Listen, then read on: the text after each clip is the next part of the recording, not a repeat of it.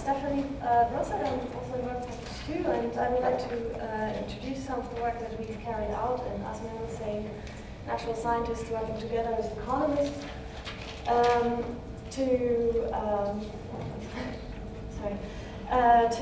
do a cost-benefit analysis of implementing NSFD measures. And we have 3 case studies, but I'm concentrating on the UK example and on the ecosystem services approach that I, together with other natural scientists, were working on, to then pass on what we learned to the economists and together with them get to this cost-benefit analysis. There are 6 steps to the cost-benefit analysis, and I'm going to talk about the definition of the policy measures that we took and the effects of the policy measures. And Nat is going to talk in her next talk about a few of the other steps. So the MSFD wants the European seas to be in good environmental status and sustainable use, and that really made us think that we should use an ecosystem services approach where ecosystem services being a way of looking at what the ecosystem can give to humans. And there are 3 examples: circles, so we have food production, you have leisure and recreation, and you have bioremediation, and now there's some climate regulation. And what this approach really helps us to do is to look at trade-offs between them and to enable good management, and also getting support from people, from stakeholders and from the community in general.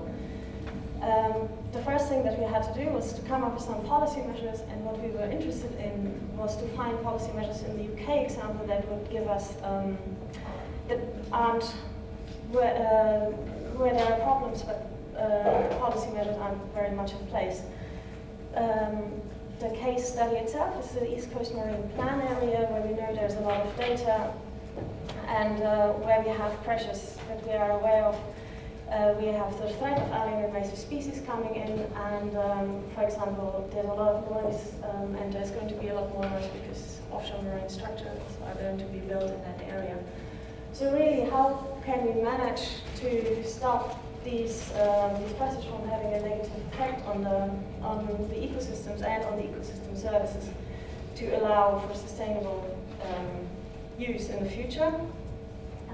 So there are 2 policies that we decided to implement. One of them is ballast water management, because ballast water can bring in a lot of invasive species, and there's a lot of shipping in that area.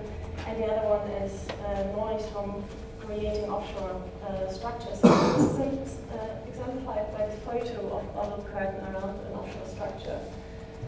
So then really the question was, these policy measures that we are suggesting, what would their effects be on the marine environment and on the ecosystem services, and also on the benefits, because we have to look at the costs of the management measures, but also at the benefits that we get out of them. So this is what we came up with, and it's quite spidery, like a spider web. But really, we have the management measure on the left-hand side, the 2 management measures, and then we have the ecosystem benefits on the right-hand side. But really, what we want to know is the management measure. What does it do on the ecosystem, and how that feeds into the benefits? And because really, for the cost-benefit analysis, what you need is really a financial value, which, as Mel had said before, we had problems trying to do that, but we really wanted to at least go as far as possible. And just to make it a little bit easier, so I took out the ballast water management, so you have no alien invasive species in an ideal case, you have water filtration, clean water, and you have food, leisure and recreation, and aesthetic experience as example, benefits that come out of this management measure. In order to think about what these pressures could do, I'm now going to concentrate on the alien invasive species. We said, okay, there are a lot of invasive species in that area already, but what about if we implement ballast water management, which ones aren't there but have high potential to come in? And we came up with 2 species that both are quite likely to enter the East Coast Marine Plan area. They're both subtidal and intertidal predators, particularly of marine invertebrates, for example, mussels and other filter feeders. So they could have the potential to actually badly influence the ecosystem in a way that we might not notice very much.